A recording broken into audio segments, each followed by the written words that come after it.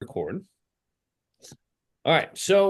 Um, anyone have any questions before we start? Anything pressing that you want to know? And if I think it's going to be outside of our flow, I'll just tell you.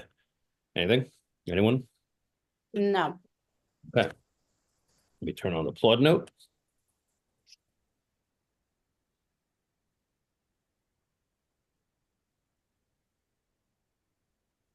Okay. So, um, a few reasons why would quickly we should own rental properties. Um, Passive income. It's not that passive, but it can become passive as you go. The term passive income, I think, is overused because you got to grind to find the place. You gotta have the skills to put the deal together to make it an equity builder, and that's going to be the goal for all of us is to not just buy a rental property, but buy something at a discount that can put instant equity into your net worth. Um, and so it can be a cash flowing thing though. So there's three ways to look at rental properties. Um, well, there's two ways, and then there's the combo, which I'll talk about in a second. And then there's the tax benefits of owning rental properties.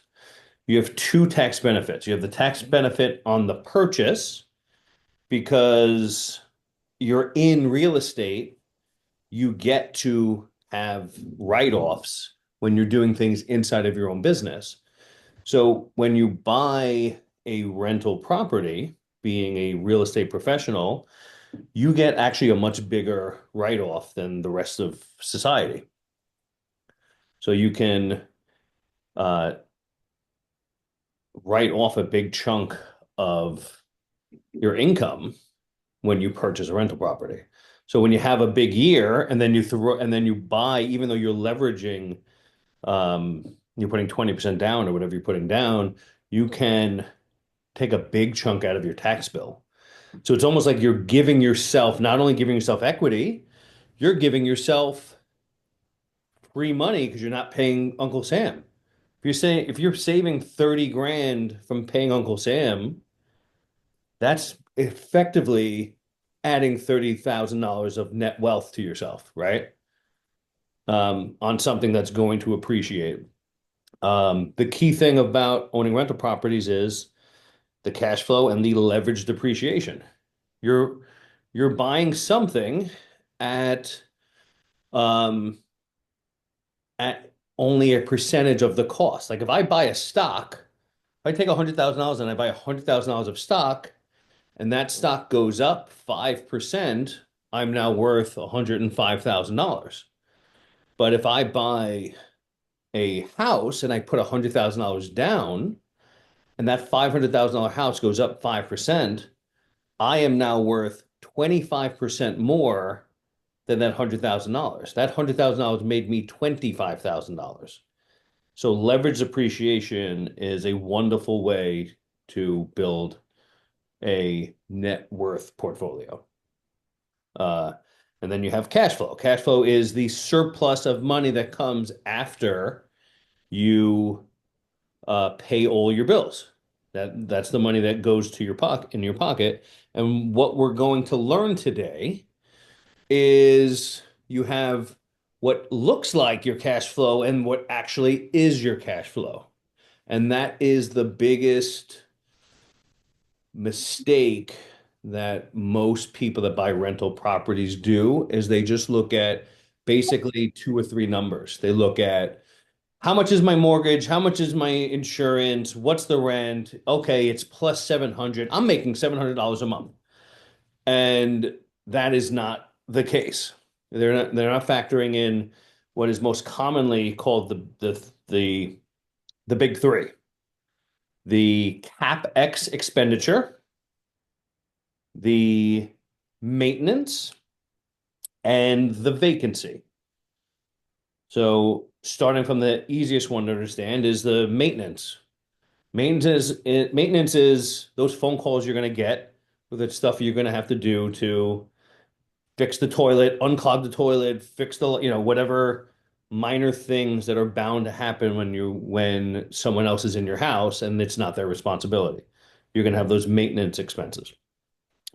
Then you have the CapEx expenditures, the capital expenditures. Those are the things that rarely get replaced, but when they get replaced, they're super expensive. Your roof, your boiler, your kitchen, your floor, things like that. Uh, your roof goes every 30 years, right? So every month you're putting an extra $700 a month in your pocket, and then your roof goes and it's $15,000. And you went from feeling like you're rich to, dear God, I hate this. I'm selling this house. So the way to be prepared for that is actually accounting for the big stuff that's coming because it's a future bill. So if you're accounting for it, you can actually tell if you're making money knowing those things are coming, right? So a roof, if it costs $15,000, let's say easy math, $10,000 a year, and it lasts for 30 years, and then you divide that number by 12, that's how much a month your roof costs you. So now you know if, you can factor that in. What people tend to do is they take a percentage instead of like writing down all the items and their costs and just building out what we call a set aside. Um, you just take like 3, 4, 5% of the rent and you set it aside for each item for the capex, for the maintenance, and for the vacancy. You can do it in an accounting way, or you can actually do it. Like when the rent comes, Question. shoot. You said that $10,000 a year you would put it away? Oh no, I'm saying if a roof costs $10,000 and Yeah. it's going to last 30 years, what's 10,000 divided by 30? They're okay. Okay. And then so it'll cost you that a roof costs you that much a year because it's Yep. coming, right? Understand. Then can divide that by 12, and every month you could do like an itemized set aside Mhm. and say roof, kitchen, and just set it all and know I have to set aside this much money to account for things that I know are coming. Or you can do what's more standard is the percentage that they just set aside a certain percentage of the rent. And 10 or 15%, right? Like on top, and that's what you bring home and then you set aside for maintenance also, right? so yeah, let's say you're taking home $1,000 extra after you pay everything off. But then you say, okay, I'm going to take 5% of the rent and put it towards CapEx. Right. 5% towards maintenance because I know I'm going to be fixing toilets or whatever.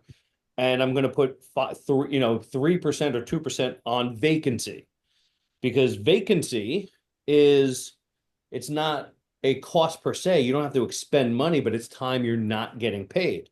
So when people look at a rental, they go, okay, if I have this house and it's rented 12 months out of the year for 30 years, I'm going to make so much money. No one's staying in your place for 30 years, you know? So you have to account for the times in which you're going to have vacancies and money's not going to be coming in. And you have to set aside a percentage of that money to be prepared to see if you're actually making money during vacancies that you know are going to happen. So, and once you have vacancies, you have what's called the make ready. They're out, you got to make it ready for the next people coming in. Would That's you say that's about 1 or 2 months the vacancy? I factor in because Long Island, the demand for Right. right now is for rentals is really high. Yeah. I factor in 3% vacancy because once you get somebody in, if you pick a good tenant, they'll be there a while. Yeah. And then once they go, you'll have it rented as soon as it's ready. So you have it rented within 2 months. Right. It may take you a couple weeks to get it cleaned up and ready for the next people. Um, and then a month to list it and get it rented again. So that's a fairly lower number, but you want to be able to set that aside because there's two reasons to do it. One, for accounting purposes, you need to know if you're making a good decision. Yeah. So you're gonna look at this and say, when I factor all this in, am I still making the right cash on cash return that my goal is? You guys understand what I mean by cash on cash return? I'm just going to say it just in case. So if I put it's not how much I bought the house for. It's not like I spent 500,000. It's I spent 100,000. Let's say I put $100,000 into it. I'm in for $100,000. What cash am I getting back in return? Because I could have taken the $100,000, could have put in the stock market, and maybe I would have made 5%. I can put it in this asset, and I'm going to get a certain percentage of cash back, and I'm going to get a certain percentage of appreciation. So when I look at it and I'm looking at the cash flow, I want to see, does it cash flow 8% or more? That would be what makes me happy for my retail um, renters, like the people day to day that want to buy a rental property and then want to park their money. It's just different reasons to buy rentals. Um, for us, we want to do a little bit better if we're looking for that deal on a cash return because we're in it. We could find the gem and then do something with it, once we have all the tools in place.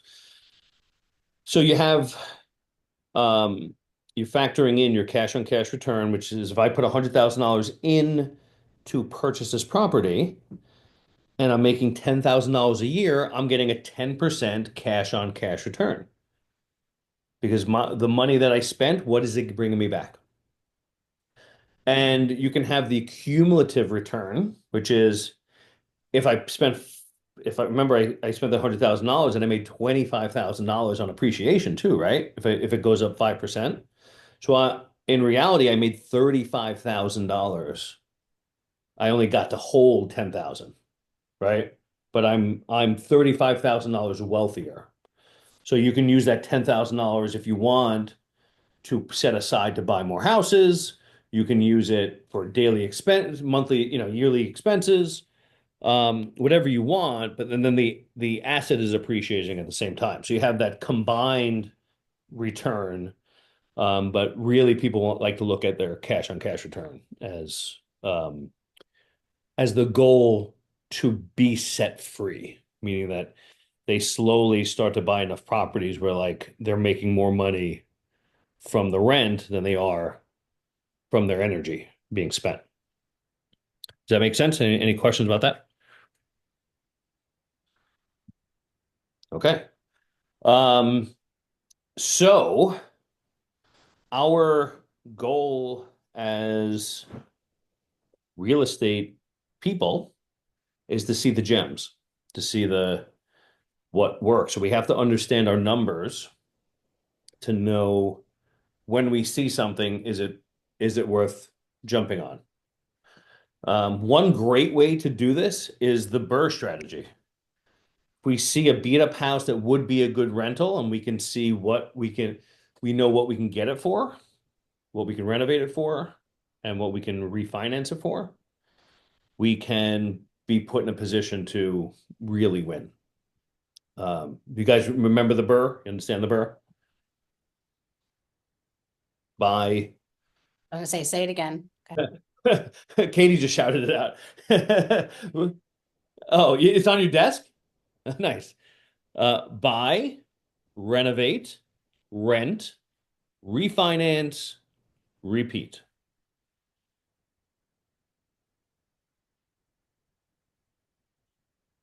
So we were looking for houses that well, let me back up a step.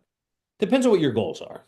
If your goals are cash flow, and do you guys know what your goals are? Is it cash flow? Is it appreciation? Is it the combo? I'm gonna do a fast version of the different rental property categories. Okay. And then you tell me where you'd like to be. You have the A's. The A's are Smithtown, Comac. They're going to actually most likely lose money every month if you buy them and keep them as a rental. But they're safe. You're going to have solid people in there. You're not going to have any damage. You're going to have your rent paid every month. Your phone calls are going to be limited, and you're betting that the house is going to appreciate faster than the other categories. You have the Bs. The Bs are it's a mix of mostly owners in that neighborhood and some renters in that neighborhood, and you're going to get a little bit of cash flow and appreciation, but it's going to be a little more appreciation heavy than you are cash flow heavy. What areas would you say? Hong Kong. You say Ronkonkoma? You took the words right out. Yeah, Ronkonkoma is probably a good B Yes. so play where you're gonna get you're gonna get a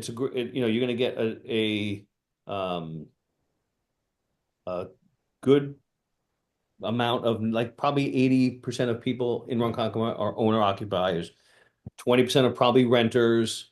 You're gonna cash flow a little bit, but you're not gonna kill it, unless you pick up something for a song, as they said in the 1950s. Um, and it's just gonna grind along and be a good rental property, and it'll probably appreciate well, and you'll put some extra money in your pocket. That'll be a good asset for long term. Then you have the C properties. The C properties are they more cash flow heavy. They are they're they do appreciate, and but the goal is they're going to hit that 8% with less friction.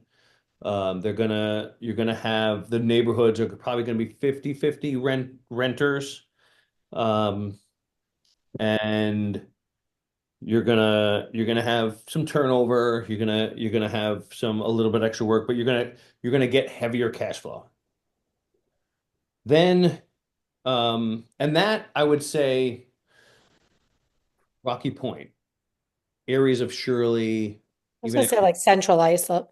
Central Islip could be a mastic, Yeah.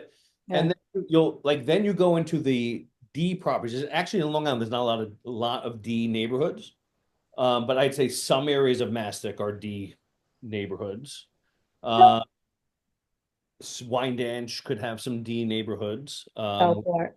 They're super rent heavy, where probably most of the block is owned by investors and not owner occupied. And you can make 20% in some of these places cash on cash return. You can lose 20% cash on cash return. It is the other nickname for D's are the war zones. I've owned in the war zones in Rochester, New York. I remember that story. And I've had people shot and killed on my front stoop of my six family. And everybody moved out and no one moved in for 6 months. So it's not for the faint of heart. And it's the least passive of the income, because your phone's going to be ringing off the hook. Even if you have a property manager, they have to keep calling you because all the things that are happening. And they do not appreciate well, because they don't have high demand of people that want to live there. They only have demand of people that want to take the risk and try to get a high return on their investment. So my view is you want to be within the B's and the C's to really get the cash flow. So you're no part of your life are you stressed and strapped. And even when it's doing well, you're losing money, you know. Um, so that's something I would advise you guys to look at, because that's also where we're at. Like we're in the thick of those places too. So that's probably where we're going to see the opportunities, you know. And the houses that we see in those A areas, and if they were getting them a discount, they could be a flip. So it's not like we're missing opportunity, but when we're looking at rental properties, we want probably Ronkonkoma, Rocky Point, and we want smaller houses. We want houses that are 1,200 square feet max, unless you want to do a high ranch where you're putting multiple units in it, and you want to take that risk. The upside to having multi-unit houses in the same place obviously is more cash flow, bigger return. The downside is it'll most likely never be legal. Um, if you want to scale this and own 100 of them, it's going to be harder because you're not on the up and up. So like you're not going to be able to systemize a lot of illegal like two families. But if you're building something like Charles Wine Rub where he's got 200 rentals, you can build a standard operating procedure to create 200 rentals where like things just happen, and you get the permits and you do all those things. So like it's not a decision for you to make here, but it's something to think about. And even if you start buying them and you're building the high ranches into two families, at some point you may go, all right, I've hit a level where like I need to shift towards something else, either true multifamilies or um, buy more single family houses and legalize them and rent them. Because it's good if you have them prepared for Section 8 and other social services. It's turnkey money, It's so just so hard though to buy like me and Rob have been talking about it, but to buy like a regular house, like okay, there's one in Port Jeff Station I showed to an investor. I think they had it for 480. Let's say 500,000. But what can you rent it for to actually make money? You know what I mean? Or not even make money, just to break out even just to pay your mortgage. yeah.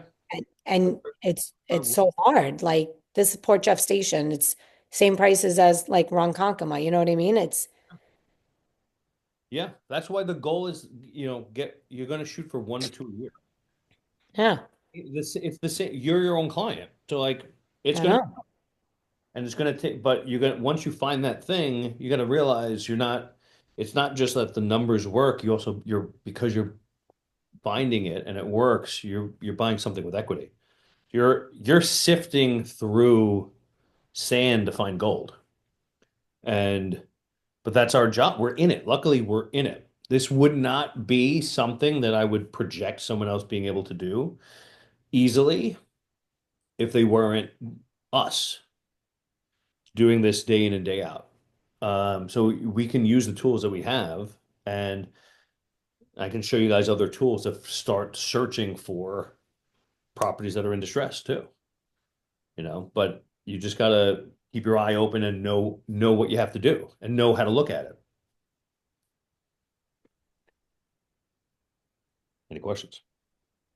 So you were looking for properties that are in distress in order to not have, That makes it easier.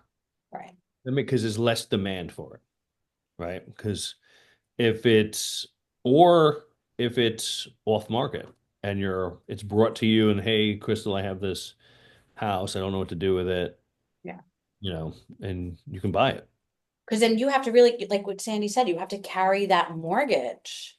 Yeah, well, that's why everything I just in the everything we Right, talked about is about what number does it have to be? right. So I'm gonna pull up a calculator for you guys to show you, which Crystal, I've had you do before for some people. So like you just run those through the calculator and you see if it works, and you can create your offer through that. You can say, all right, it only works, it only cash flows this much if I do X, Y, and Z, you know. Yep. The benefit, although, if you find something in serious distress, is like if someone comes to you and they're like, listen, I have this house, it's 1,000 square feet. It's 1,000 square feet. It's beat up. My aunt is losing it. What do I do with it? You can you can buy it, renovate it, and refinance it, and then you Mhm. can be in for a lot less. That's where a lot of you can make a lot of the numbers work. Is some one fix up one way or the other.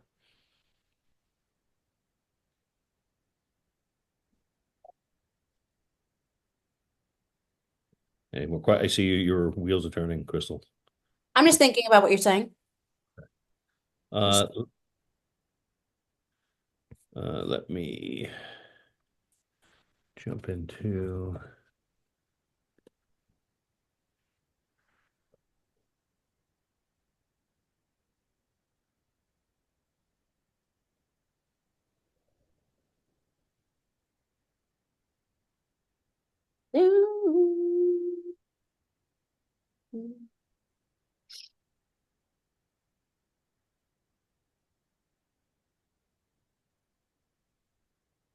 Show your reports. Let's see. Okay.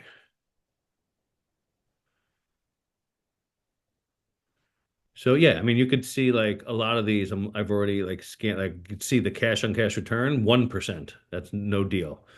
Something in Port Jeff would have been 6%. We played with Vanessa's house. It would be a 9% cash on cash return. Um, this house would be negative 12%. Um, yeah, 15% in Shirley, 15% in Shirley.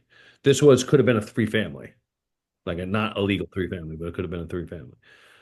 Um, yeah, I sold 130, not Ruland. Why did I Cedar? Okay. See, let me go to Cedar. So this one I built and sold to somebody that will be cash flowing 925 a month. And I'll go back to edit. This is a two family. I sold it to him for $630,000. Um, he put 5% down. They brought down his interest rate to 6.2. Um, he did the 203K loan. Oh no, he didn't. He did a FHA loan, and we did a seller's concession on there, so that he had to come up with less. 30 years. We estimated his rent to be 6,400. Property taxes, no insurance at 250. So his repair and maintenance he had at 3%. We can put this at 5. Vacancy, I'd leave it 3, and capex, let's put it at 4.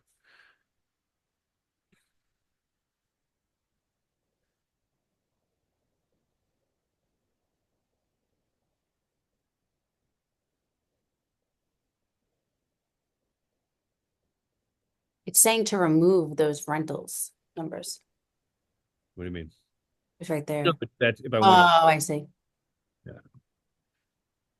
So, all right. So even if I did that, it goes to 733. His five, so like he's only put 30 something thousand dollars into this. He's going to cash flow $700 a month. He's making 21%. And his 5-year annualized return is 35% because we're adjusting for his rent going up. And you can see this chart. This is where, the assumption of appreciation is going to happen and the mortgage is going to get paid down. Peter, I So, have a question. dude, When we had that conversation the other day about rent and how you hit a certain cap, how is he getting 6,400 when Right. discussed like rent would probably cap at like 5? the high range, that's why. I see. So he's getting like 3 and 3 or 4 and 2. Yeah, yeah. So Okay, there's 3-2 upstairs and a 2-1 downstairs. That both are completely updated. I got you. They're now about to be double updated because he had a pipe burst in there. Oh, Um, so yeah, so that in that scenario, so that's the upside for him is he's going to make a nice return on his money.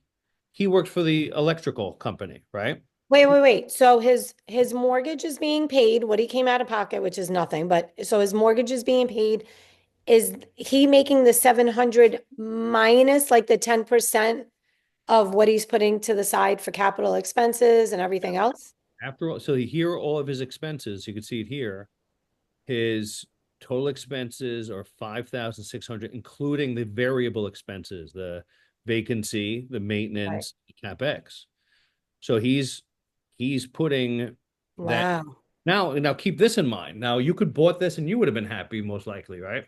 Fuck But yeah. Excuse me. you could have bought it like I bought it at we paid 3 something. Why didn't you tell me?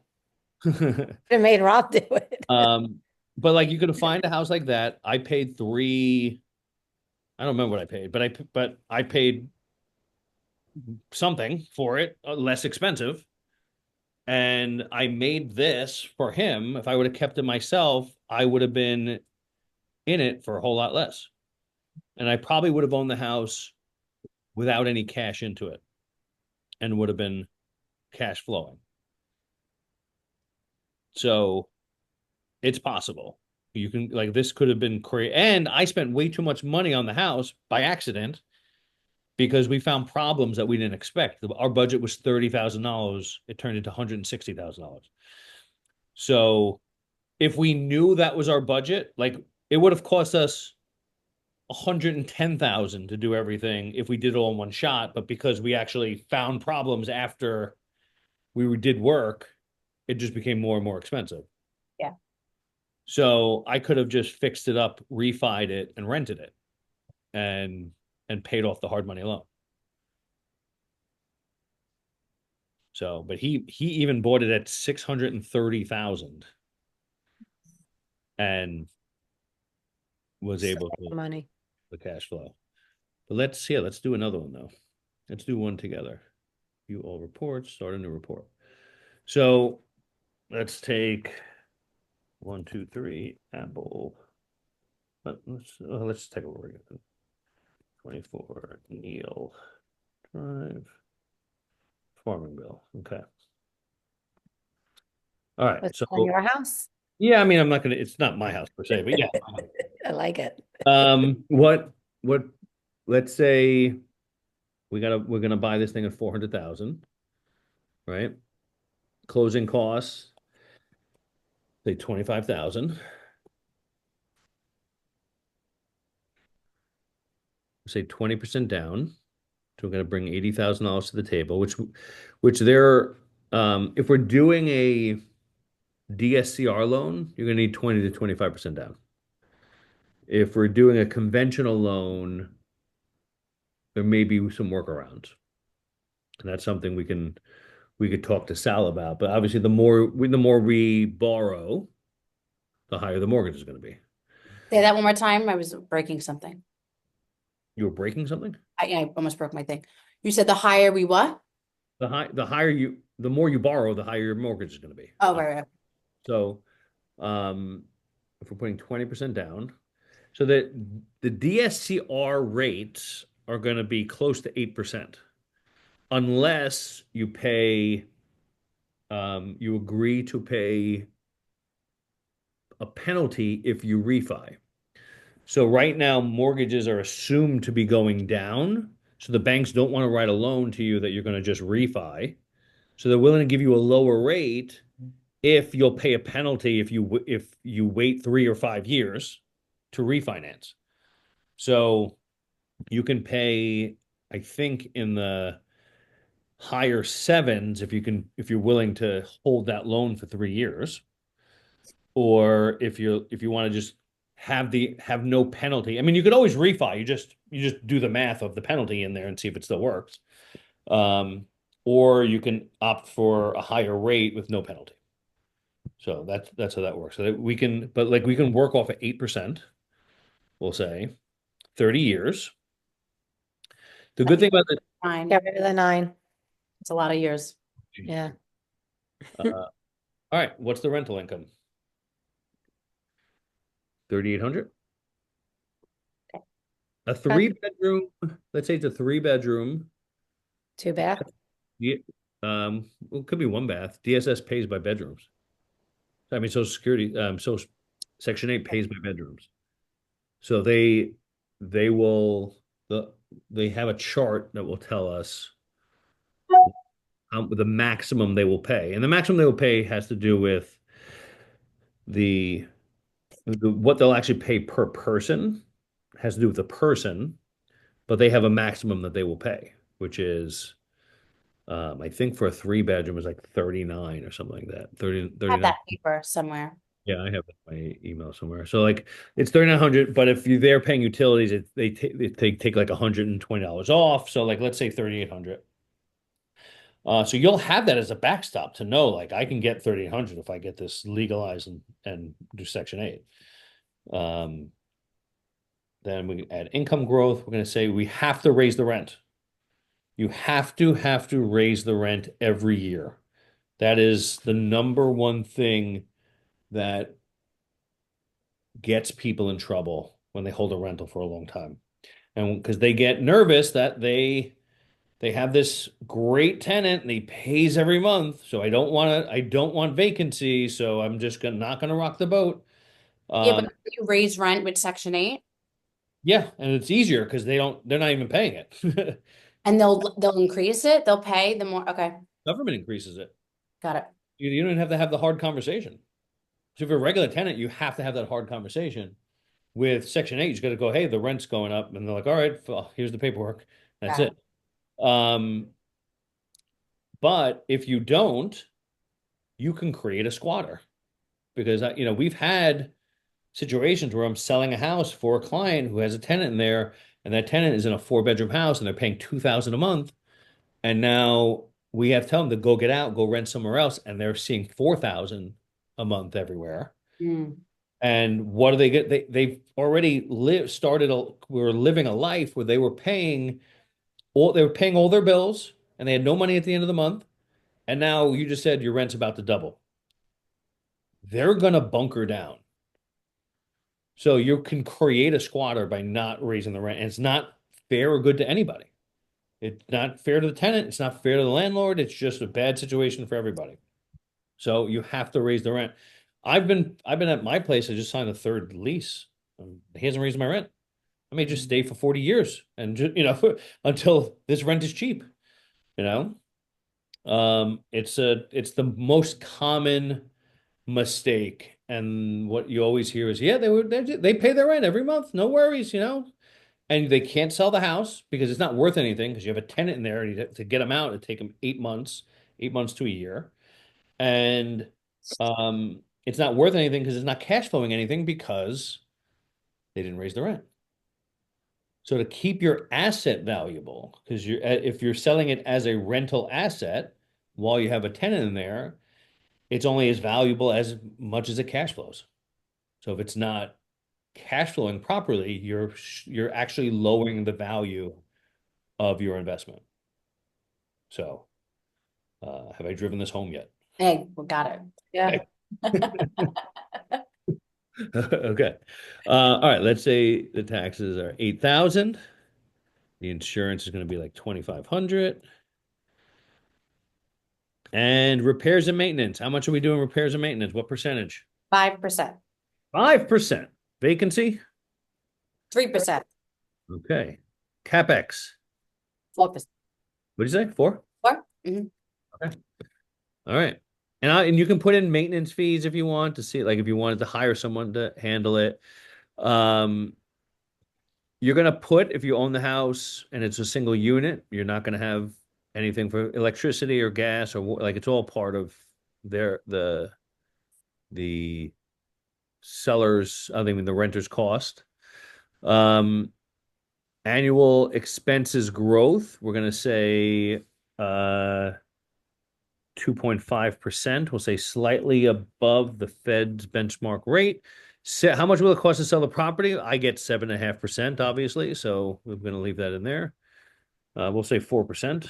We'll say, because that's if we liquidate it, it'll actually show us how much cash we'll actually have at the end of it. And that's it. We analyze, and we are cash flowing $121 a month. No good. This is an NG, right? Unless you've made so you say no to this, you pass, or you make an offer, you go back in and you adjust the offer based on you adjust the price and you say, all right, so 375.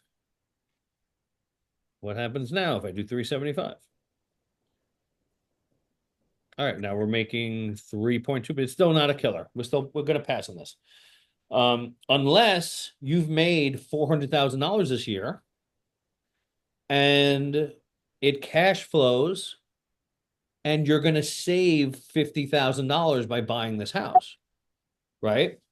So sometimes it actually pays to buy a house if you're in a pinch because you're doing so well. And that's our goal is to have multiple reasons to buy rentals, right?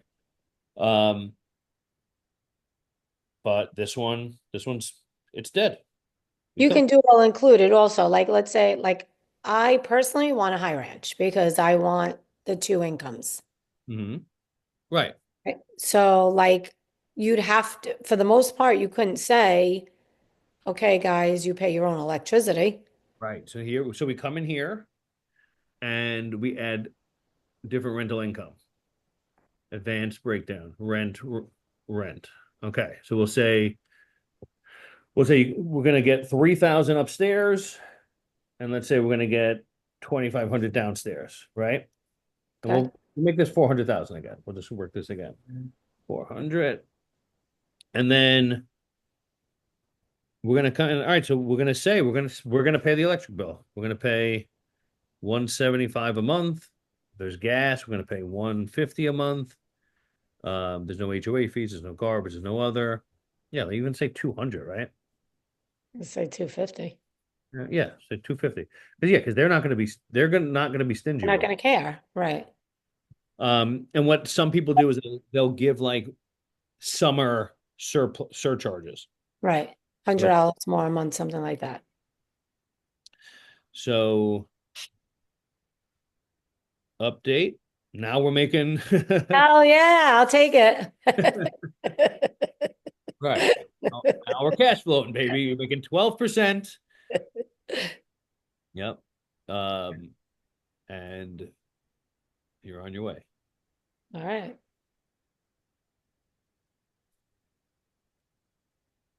All right. Neil Drive, 400,000. On my way.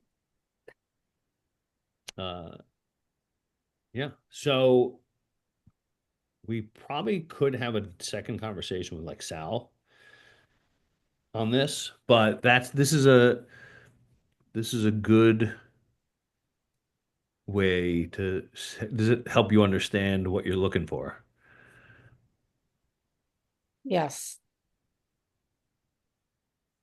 What is it called? That calculator? Bigger pockets? Is that what it's .com. called? It's a website, yeah.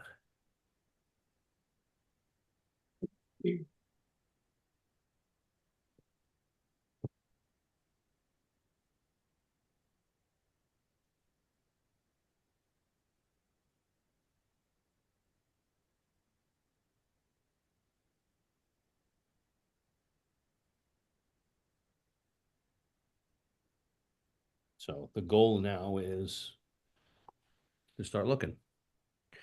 So how much money do I need Hmm. to purchase? Is it just closing costs? Is it because, I mean, if we're in it, do I need down on contract too? Like, what would you say? Yeah, I mean, you need money for contract. You need, um, with a DSCR loan, you're going to need at least 20%. And there's different rates. So there may be, we may, it changes. DSCR loans, they're commercial loans, so they move often. So like we constantly have to check in with Sal and go, is there anything new with the DSCR loan? But like sometimes it's 20%, but if you go 25%, the rate's significantly different for some reason. And then you need closing costs, but we might be able to work some of that in with his creativity. Um, so uh-huh. I understand. Yeah. That's one path that you'll need to do it that way. So let's say there's a $400,000 house, you probably need 100 grand. Um, or if you can find something in distress, get a hard money loan, fix it up,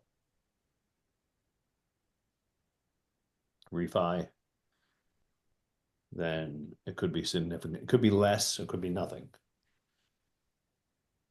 Often it's less, not nothing, but it could be nothing. And then we can see um, what kind of regular loans we can get you too. And we got to see what we have to do to qualify for those.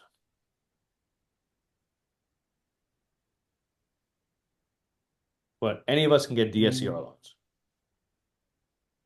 They do a credit check.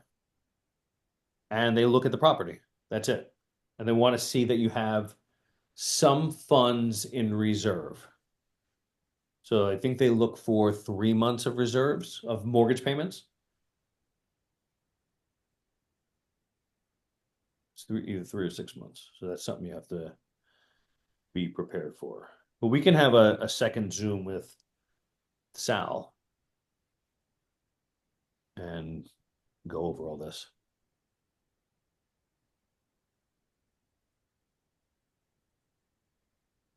Are we all buying rentals?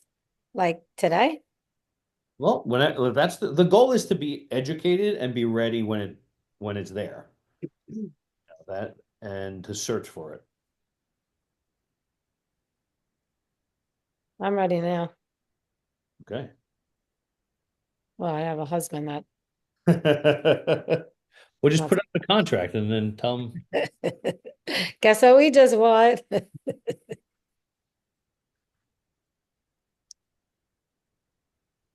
Uh, Hold on. Remember when I saw you on the side of the road peeing? I, I do. That was my third date with Vanessa. I know. All right, I gotta go to the doctor anyway. Are we done this or we're I think we've been doing 50 minutes. I think that's enough Yeah, for this the is good. Good start. yeah, we got good shit out of this. good. Thank you. Welcome. All right, go to Yes, the thank you. All right, see you guys. bye. Bye.